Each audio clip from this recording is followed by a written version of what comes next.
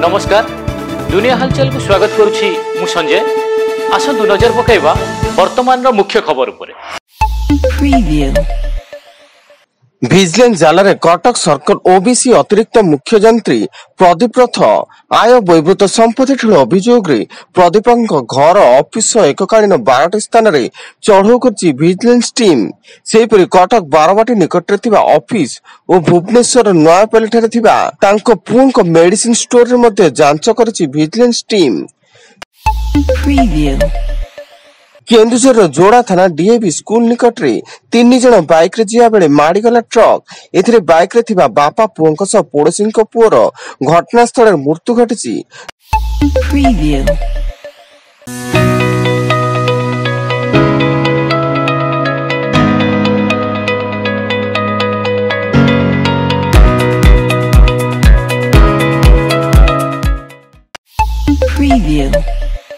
छह दिन रे केरल वायनाड भूस्खलन मृत्यु संख्या 361 रे पहुंची। एबे भी अनेक निखोज थिया बेले आगको आहरी मृत्यु संख्या बढ़िबा नै आशंका करा जाउची। सेमाने माटी अतड़ा भितरे फसी रहिथिले एवं उद्धारकारी दल पक्षरु रेस्क्यू ऑपरेशन जारी रहिची।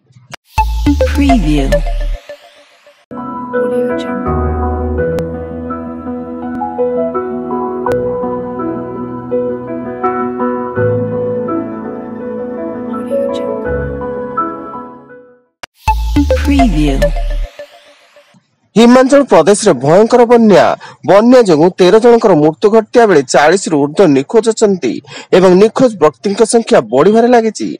फल सेमानंकु ठाब करबाकू एनडीआरएफ और एसटीआरएफ जवानों को नियोजित करा दैची। सेपटे आज केदारनाथ रेस्क्यू ऑपरेशन रो शेष दिन। बिहार रो बोईशाली जिले में 9 जन काउड़िया विद्युत तार संपर्श आसी मृत्युवरण करथिया बेले 3 रु अधिक काउड़िया आहत हो स्थानीय मेडिकल रे भर्ती। स्थानीय सुल्तानपुर गाँव रे एई दुर्घटना घटिया बेले इंडस्ट्रियल पुलिस रो तदंत जारी।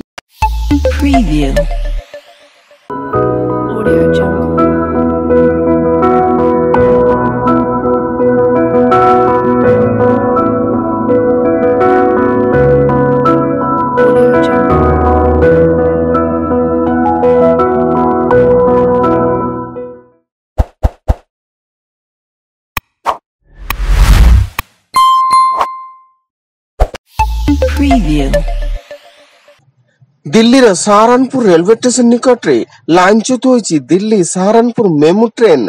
फल ट्रेन रो 2 रु 3टी बोगी लाइनच्युत होई अन्य रेल लाइन उपर माड़ी जाईची एवं स्थानीय रेलवे कर्मचारी पक्षरु उद्धार कार्य जारी रहिची।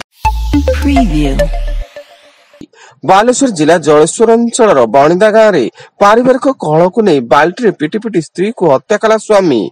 खबर पर स्थानीय पुलिस अभियुक्त स्वामी को थाना रे अटक रखी पचरा उचरा आरंभ करिछि।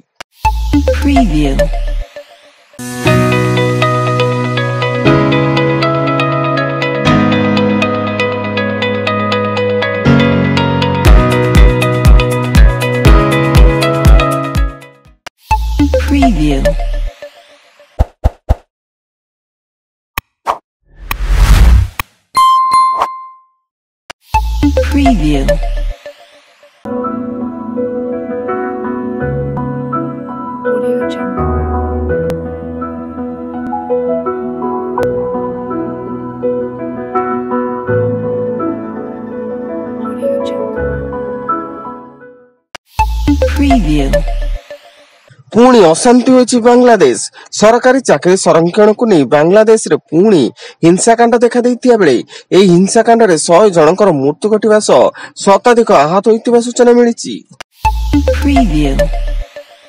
एवं मध्य प्रदेश सागर जिला शाहपुर हरदोल बाबा मंदिर निकट रे कांथ भुशुड़ी 9 जन शिशुंकर मृत्यु एवं अनेक आहत स्थानीय डाक्तरखाना भर्ती। समस्त शिशु मंदिर एक धार्मिक समारोह रे शिवलिंग तैयारी करथुवा बेले मंदिर पाखरे थिबा एक घरर कांथ भुशुड़ी पड़िथिला।